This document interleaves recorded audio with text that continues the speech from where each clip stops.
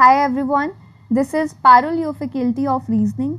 So in today's session we'll be solving alphanumeric series. आज के session में हम लोग alphanumeric series का क्वेश्चन करेंगे. ये जो टॉपिक है पर्टिकुलरली आपके प्रीलिम्स का होता है, प्रीलिम्स में पूछा जाता है, बट आज के सेशन में मैं आपको यही दिखाने वाली हूँ कि मेंस के पेपर में ये जो टॉपिक है अल्फान्यूमेरिक सीरीज के क्वेश्चंस किस तरीके से पूछे जा सकते हैं, उन क्वेश्चंस में क्या कुछ एडवांसमेंट किया जा सकता है कि वो आपके मेंस में पूछा जाए.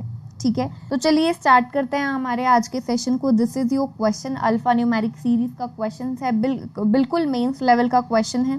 देखो क्या कहता है. Study the following information carefully and answer the questions given below. उसने आपको ये क्वेश्चन दिया है, कुछ सीरीज दिया है. ठीक है, अल्फान्यूमेरिक सिंबल्स भी यूज़ किए हैं, नंबर्स भी हैं, अल्फ़ाबेट्स भी यूज़ किए गए हैं. ठीक है, अब उसके बाद में देखो उसने यहाँ पर आपको कुछ दिया है. स्टेप 1 कुछ दिया है, एक दिया है स्टेप 2, फिर स्टेप 3 दिया है और उसके बाद में एक नोट दिया है. तो यानी कि कुछ इस तरीके का क्वेश्चन है. ठीक है, तो अब ज़रा पहले हम लोग नोट पढ़ लेते हैं. उसने नोट क्या दिया है, कहता है step 2 is applied after step 1. ठीक है, स्टेप 2 कब होगा, अप्लाई होगा स्टेप 1 जब आप पूरा कर देंगे. स्टेप 1 परफॉर्म करने के बाद आप स्टेप 2 पर जा सकते हैं. और सिमिलरली स्टेप 3 कब आप लगा सकते हैं, जब आप स्टेप 2 अपना कंप्लीट कर देंगे. यानी कि स्टेप 1 के बाद में स्टेप 2 चलेगा, स्टेप 2 के बाद में स्टेप 3 चलेगा. उसने ये बताया है नोट में. ठीक है, अब हम लोग देखते हैं स्टेप 1 में क्या बोलता है.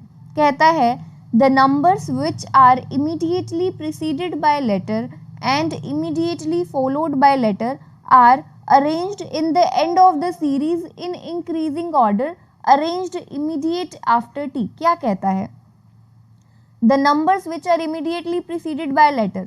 ये जो ऊपर आपको दी गई सीरीज है, इसमें ऐसे numbers which are immediately preceded by letter, यानी कि उनसे जस्ट पहले नंबर जो होगा उससे जस्ट पहले क्या आएगा, आपका लेटर. ठीक है, नंबर से पहले आपका लेटर आएगा and immediately followed by letter, और उसके जस्ट बाद में भी क्या आएगा, लेटर. यानी कि नंबर से पहले लेटर, नंबर के बाद में भी लेटर.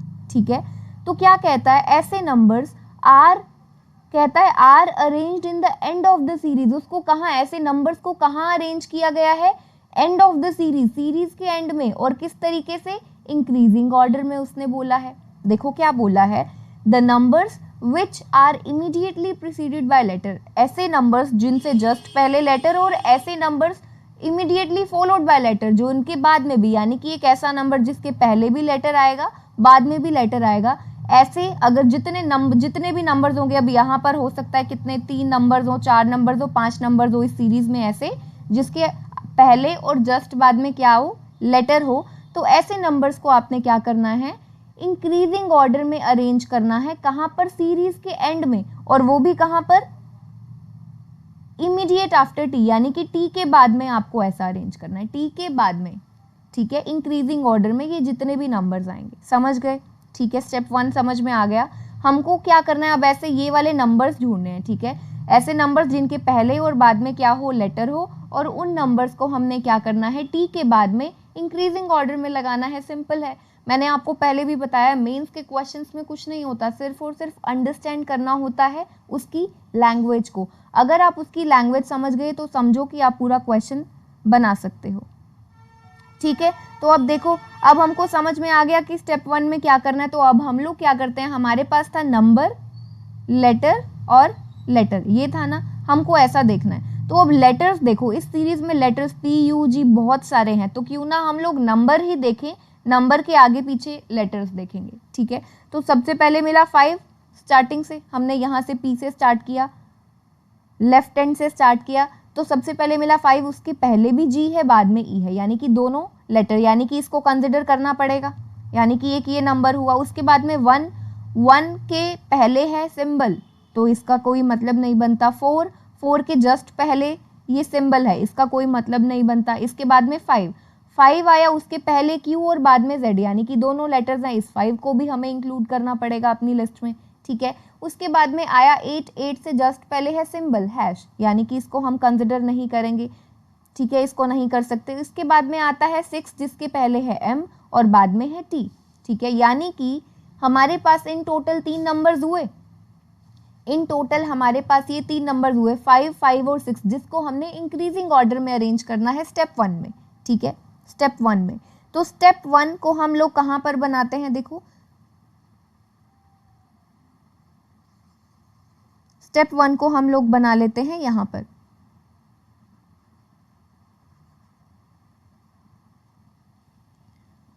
स्टेप 1 को यहाँ पर बनाते हैं। अब हमने देखा 5, 5 और 6, इसका इंक्रीजिंग ऑर्डर क्या होगा, यही होगा 5, 5, 6 इंक्रीजिंग ऑर्डर, यानी कि पहले छोटा फिर बड़ा, तो 5, 5, 6 यही होगा।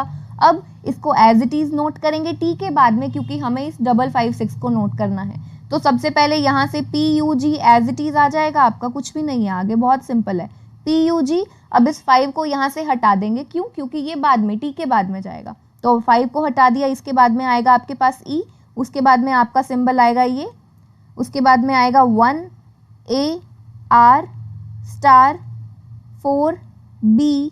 देखो इसके बाद में एज इट इज, इस 5 के बाद में हमने इस 5 को काटना है, तो हम लोग यहाँ तक पूरा एज इट इज नोट करेंगे, स्टार 4 B, आगे है आपका एंड, उसके बाद में है Q, फिर इस 5 की टर्न आई, ठीक है, इस 5 को हमने नहीं नोट किया क्योंकि इसको तो हमने टी के बाद में नोट करना है, ठीक है। तो फिर इसके बाद में आएगा आपका Z hash 8 Q M, again 6 को नोट नहीं करना, 6 को एंड में नोट करना है, तो यहाँ पर आ गया लास्ट T। तो ये तो हमने नोट कर लिया 5, 5 और 6 को हटाकर। अब इसके बाद में क्योंकि हमने वो जो नंबर्स थे, लेटर्स जिनके इमीडिएटली पहले और बाद में लेटर्स थे, उन नंबर्स को हमने टी के बाद में अरेंज करना था इंक्रीजिंग ऑर्डर में, तो वो हमने कर दिया। ये है आपका स्टेप नंबर 1, ठीक है, स्टेप नंबर 1 है। अब एक और चीज़ देखो, यहाँ पर उसने क्वेश्चन में भी कुछ ऐसा जो भी पूछा है उसका आंसर तो हम बाद में ही कर पाएंगे, ये जो स्टेप्स हमें दिए गए हैं इनको सॉल्व करने के बाद।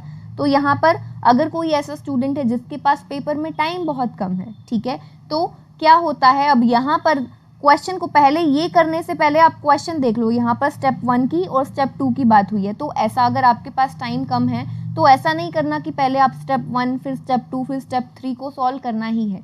अगर आपके पास टाइम कम है, आपको लगता है कि आप सिर्फ एक ही क्वेश्चन बना पाएंगे, तो पहले क्वेश्चन देखो। अगर एक ऐसा क्वेश्चन है जिसमें एक ही स्टेप की बात हो रही है, पर हाँ इस क्वेश्चन में आपको चलना स्टार्टिंग से पड़ेगा, क्योंकि पहले स्टेप 1 होगा, स्टेप 1 के बाद में ही आप स्टेप 2 कर सकते हो, तो आपको ये चीज़ का ध्यान रखना पड़ेगा, ठीक है। अगर ऐसा होता ना कि ये इंडिपेंडेंट स्टेप्स होते, अगर ये इंडिपेंडेंट स्टेप्स होते तो आप लोग पहले क्वेश्चन देखते, ठीक है, फिर आप इसको इजीली बना सकते थे कि अगर एक क्वेश्चन में सिर्फ स्टेप 1 की बात की गई है तो आप पहले सिर्फ स्टेप 1 उठाते, या फिर सिर्फ स्टेप 3 की बात की गई है, अगर वो सभी स्टेप्स इंडिपेंडेंटली बनते हैं, ठीक है, उस केस में आप सिर्फ उस स्टेप को उठाकर सॉल्व करो according to your question. But यहाँ पर क्योंकि उसने बोला है कि स्टेप 2 जो है वो स्टेप 1 के बाद होगा, स्टेप 3 जो है वो स्टेप 2 के बाद में होगा, इसीलिए हमें तीनों को सॉल्व करना पड़ेगा। और वैसे भी फर्स्ट क्वेश्चन में स्टेप 1 और 2 की बात की गई है, ठीक है। स्टेप 1 हम बना चुके हैं, अब बारी आती है हमारे स्टेप 2 की। स्टेप 2 में देखो क्या बोलता है, the numbers which are immediately preceded by a symbol interchange their position with respect to the symbol just before it।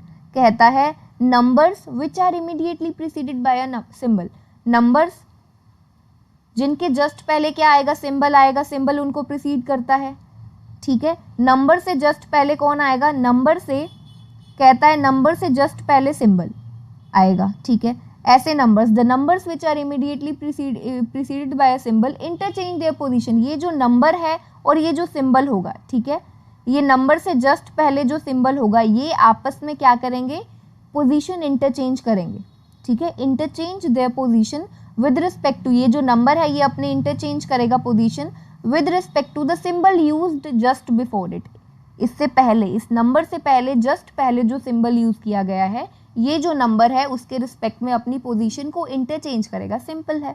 यानी कि स्टेप 1 में आपने जो भी बनाया, ठीक है, स्टेप 1 में आपने जो भी बनाया, स्टेप 2 में क्या होगा, आपको देखना पड़ेगा कि नंबर और सिंबल कहाँ पर है, नंबर और सिंबल का ऐसा अरेंजमेंट, यानी कि सिंबल के जस्ट बाद में नंबर जहाँ पर भी आएगा तो ये आपस में इंटरचेंज कर लेंगे पोजीशन को।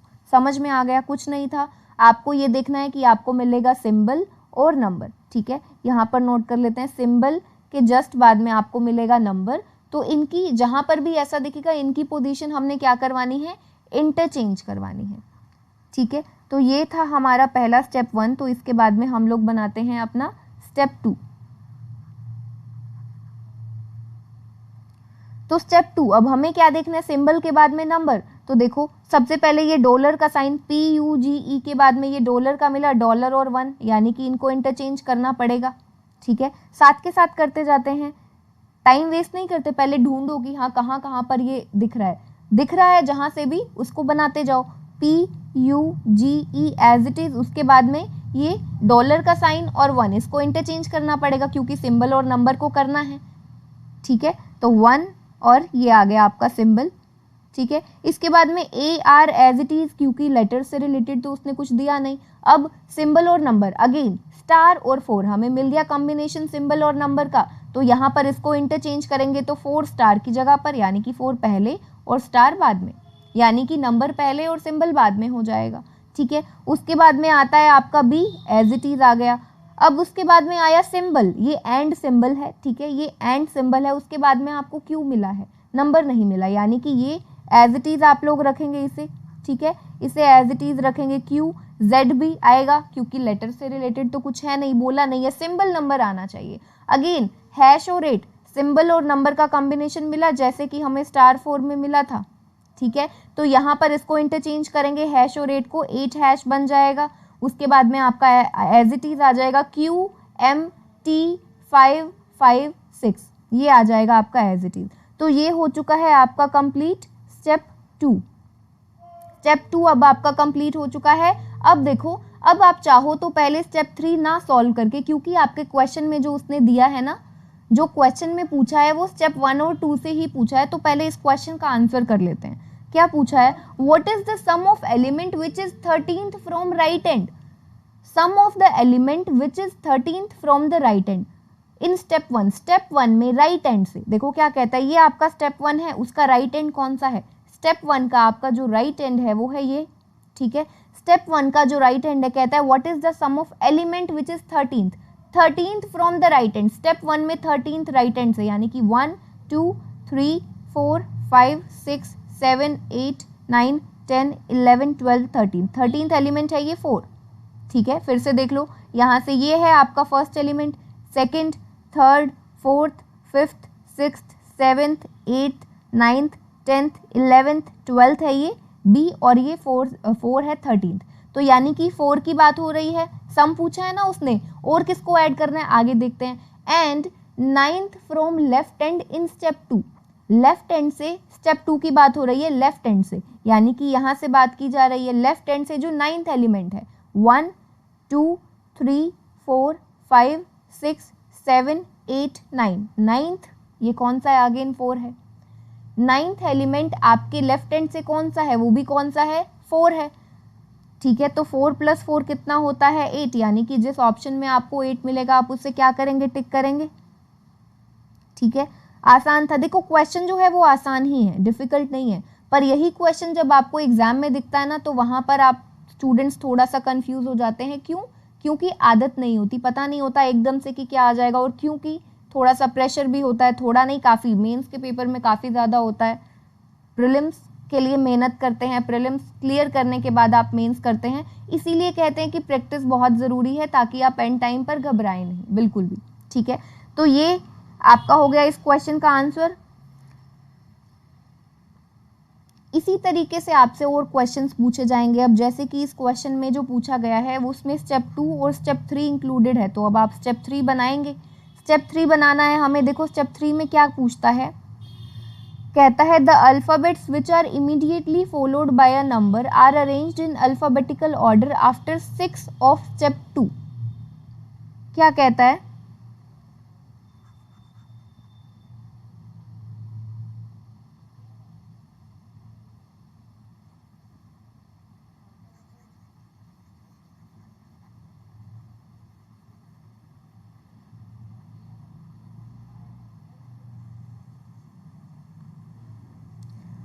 कहता है स्टेप 3 में the alphabets which are immediately followed by a number, ऐसे अल्फ़ाबेट्स यानी कि ऐसे letters immediately followed by a number, जिसके जस्ट बाद में नंबर, यानी कि नंबर उसको फॉलो करता है लेटर को, ऐसे अल्फ़ाबेट्स, ऐसे लेटर्स, ठीक है, जिसके जस्ट बाद में आएगा number, are arranged in alphabetical order, ऐसे जो अल्फ़ाबेट्स है, ऐसे जो लेटर्स हैं उनको अल्फ़ाबेटिकल ऑर्डर में अरेंज किया गया है आफ्टर 6 ऑफ स्टेप 2। स्टेप 2 का जो 6 है ना, उसके बाद में स्टेप 2 का जो 6 है, स्टेप 2 में जो 6 है लास्ट में, उसके बाद में हम लोगों ने क्या करना है, पहले तो देखो स्टेप 2 में हमें क्या, क्योंकि स्टेप 3 आप स्टेप 2 के बाद कर सकते हो, तो स्टेप 2 में आपको ऐसा कोई कॉम्बिनेशन मिलता है, लेटर के जस्ट बाद में नंबर मिलता है, लेटर के जस्ट बाद में जो नंबर मिलता है, तो ये जो लेटर्स है ना, ये लेटर्स को आपको देखना है कि वो कौन कौन से लेटर्स हैं। जितने भी ऐसे लेटर्स होंगे उनको आपने 6 के बाद में अरेंज करना है,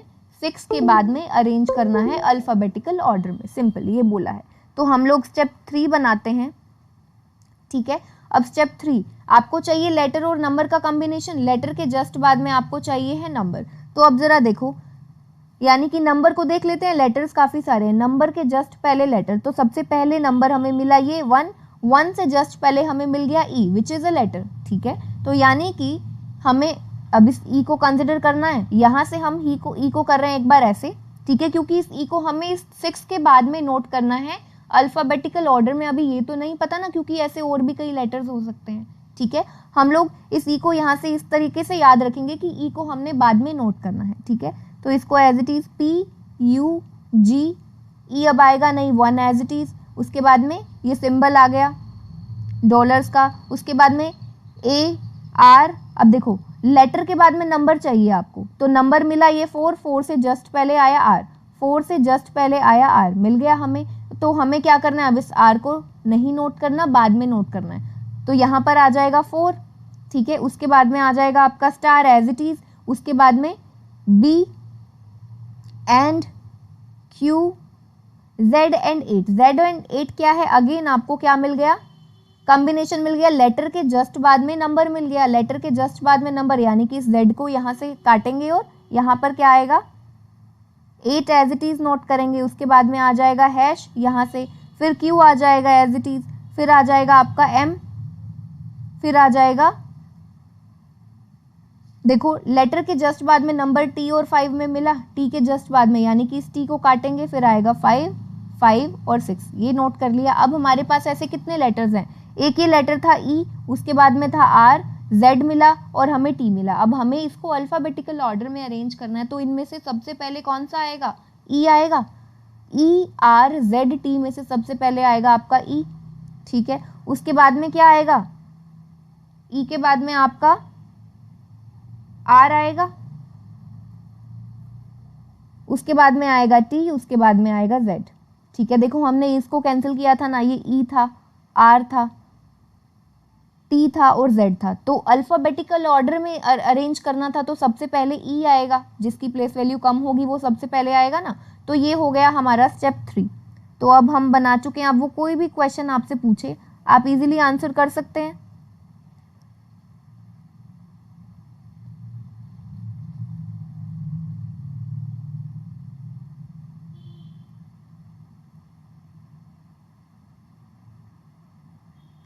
तो ये हो चुके हैं आपके तीनों स्टेप्स। अब हम देखते हैं उसने क्वेश्चन में क्या पूछा है। उसने क्वेश्चन में आपसे पूछा है what is the difference in place value of the 4th element in step 2 from left hand and 3rd element in step 3 from the left hand. कहता है डिफरेंस पूछ रहा है प्लेस वैल्यू में, difference in place value of 4th element in step 2, step 2 में 4th element from left hand, left hand से step 2 में 4th element, step 2 में ये है आपका स्टेप 2, लेफ्ट हैंड की बात की गई है, यानी कि ये एंड 4th एलिमेंट 1 2 3 4 यानी कि ई की बात की गई है, ठीक है। ई का प्लेस वैल्यू क्या होता है 5 होता है, और पूछा है डिफरेंस पूछा है ना, and 3rd element in step 3, step 3 का 3rd element from left hand, step 3 में लेफ्ट हैंड से, स्टेप 3 में लेफ्ट हैंड यानी कि यहाँ से स्टेप 3 के लेफ्ट हैंड से 3rd एलिमेंट 1 2 3 यानी कि जी की बात की जा रही है। तो यानी कि ई और जी, अब जी का क्या होता है, जी का होता है 7, तो 7 और 5 का सब्ट्रैक्ट करोगे तो 2 यानी कि डिफरेंस आएगा 2। जिस ऑप्शन में आपको 2 मिलेगा आप उसे टिक करेंगे, ठीक है। इसी तरीके से नेक्स्ट क्वेश्चन देखो, पूछता है in step 3 which element is 5th to the right of 10th element from the right hand. Step 3 में क्या पूछता है, which element is fifth to the right of 10th element from the right hand. अब मैंने आपको देखो पहले prelims के जब क्वेश्चंस होते थे ना ऐसे, तो वहाँ पर एक चीज़ आपको हमेशा बताई है, जब आपको सिमिलर मिले राइट राइट या फिर लेफ्ट लेफ्ट का कॉम्बिनेशन मिले तो आपको क्या करना पड़ेगा, जो नंबर्स दिए गए हैं जैसे 5th और 10th उनको करना पड़ेगा सब्ट्रैक्ट। और अगर आपको ऐसा कॉम्बिनेशन मिलता है राइट लेफ्ट लेफ्ट राइट का कॉम्बिनेशन मिलता है तो आपको करना होता है ऐड। तो अब यहाँ पर आपको कॉम्बिनेशन मिला है राइट राइट, यानी कि सेम कॉम्बिनेशन मिला है तो सब्ट्रैक्ट करेंगे किसको, 5 और 10। 5th और 10th एलिमेंट की बात की गई है, 10 - 5 यानी कि 5th एलिमेंट कहाँ से, वो हमें दिखता है जब लास्ट में जो मेंशन किया गया होता है ना एंड, बिल्कुल एंड में, फ्रॉम द राइट हैंड यानी कि राइट हैंड से। थर्ड स्टेप में आपको देखना है राइट हैंड से 5th एलिमेंट कौन सा है। थर्ड स्टेप आपका थर्ड स्टेप है ये, उसमें 5th एलिमेंट राइट हैंड से, राइट हैंड यानी कि ये आपका राइट हैंड है 1 2 3 4 5, ये है 6th, ये 5th एलिमेंट है जो कि है 6। तो इसका आंसर क्या हो जाएगा आपका, इसका आंसर हो जाएगा कौन सा एलिमेंट है ऐसा जो कि 5th to the right of 10th element from the right hand है, वो है 6। ठीक है, तो जिस ऑप्शन में आपको 6 मिलेगा आप उसे टिक करेंगे। तो ये थे कुछ क्वेश्चंस, ऐसे क्वेश्चंस आपसे मेंस में पूछे जा सकते हैं। ये एक टाइप था जो मैंने आपको दिखाना था कि अल्फा न्यूमेरिक सीरीज के क्वेश्चंस को किस तरीके से आपके मेंस के पेपर में पूछा जा सकता है। सो आई होप ये जो सेशन है, आज के सेशन में जो मैंने आप सभी को समझाया है, आप सभी को समझ में आया होगा। सो मिलते हैं फिर नेक्स्ट सेशन में। Take care everyone.